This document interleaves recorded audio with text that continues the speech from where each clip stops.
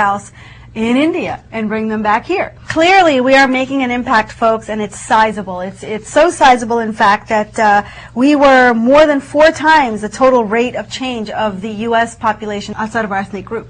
Isn't that amazing? So I should say more the merrier. More the merrier. I think this is a good sign because generally the people that come from India and the Asian countries tend to bolster their communities. Oh, yes. So it's a positive. And they're hard workers. Absolutely. They're family oriented. And of course they're religious too, which does not hurt in any country. So that's good. You know what's the hottest story in India right now? Baba Ramdev.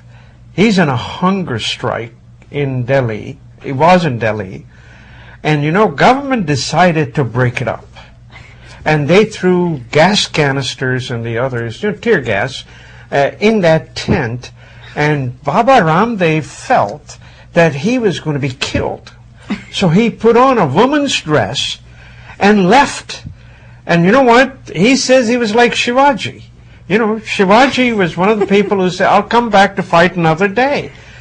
He is on hunger strike, folks, because he wants to change the laws of the country, particularly against corruption, and he wants to bring all the money in the Swiss banks that Indian politicians have, he wants to bring them back, and of course he also wants to make sure those who take tremendous amount of money and are very corrupt, he wants a death penalty for them. Wow. You know, and the government, you know, this is what I find very amazing. Prime Minister Manmohan Singh in the last few press conferences has said, oh, I don't know about these politics, you know, these parties are like that. He's being handed that the entire India is against corruption. And why don't you pick up on that instead of sending police? I was up in near the embassy this past weekend. The students from University of Maryland were on a hunger strike along with Baba Ramdev. And what a great story that Manoj Kumar, the actor of the olden days, the Baba Ramdev people are making a documentary about him. It's his theme song. They wanted Manoj Kumar to give them the rights to put this song from Upkar, Mere Desh Ki Dharti. I mean, that's a real heavy song. I want to tell you, this is the hottest politics going on in India. This is better than a Weinergate we have here. Well, I don't know about that. But you know what I do think? I think that India has not understood maybe the power of media, the way that we understand the power of media here in this country. So you know the slightest little thing has a big impact on your personal impression and your perception.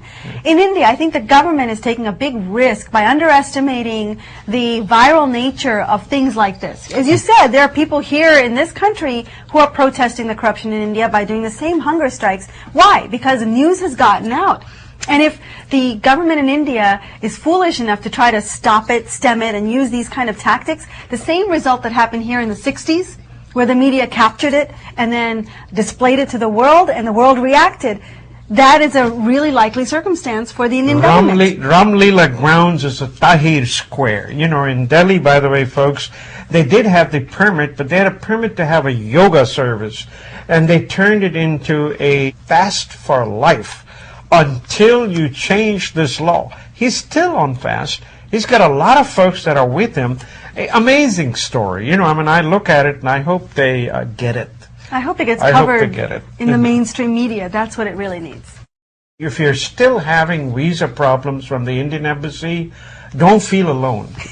Even some of the diplomats that work for the United States government happen to be of Indian origin, go through the same troubles that you go through.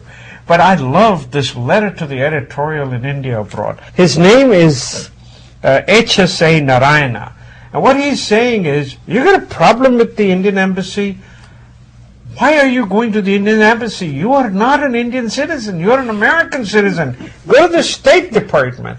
Go complain to Hillary Rodham Clinton, who's our State Secretary of State. And, of course, go to your congressmen and senators and say, these guys are discriminating.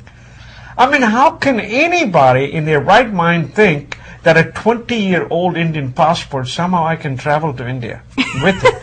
No, you need to bring me that. Or you need to promise on a Bible to saying that you don't have it and no one is misusing it. I mean, it's just so ridiculous. And I was asking somebody, used to be that you could complain to the Indian embassy.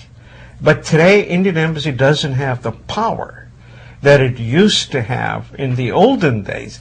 Today, you go to the embassy, unless you want to do business with India, there is no other interest. You know, hey, this security business is by Home Ministry. And Home Ministry, I don't know. I mean, I haven't understood. What are they trying to gain? They're hurting the business, tour business to India. They're hurting it big time. For what? To have some money so the embassy can run on that particular money. Folks, they collect a lot of money. The entire embassy budget comes out of the money that they collect from these visas.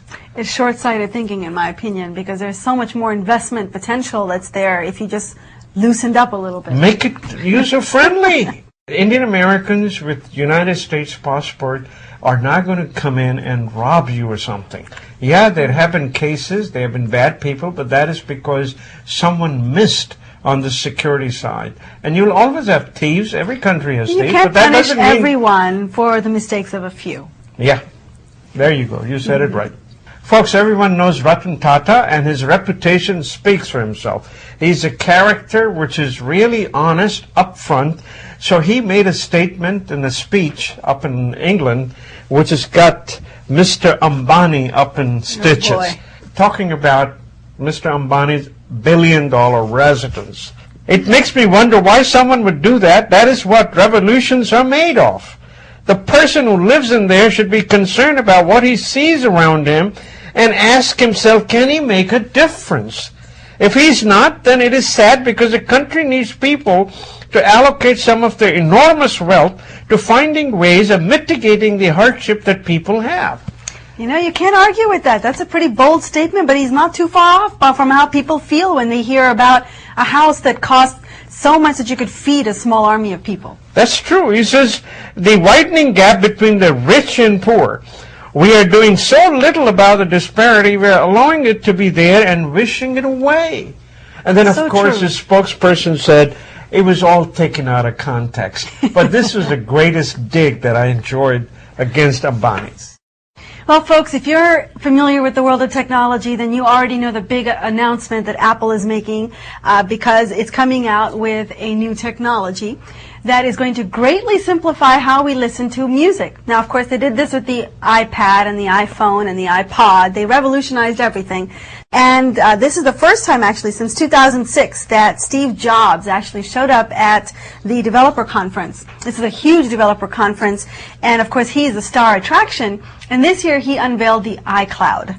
So what is the iCloud? You keep hearing about cloud technology, everything's in the cloud.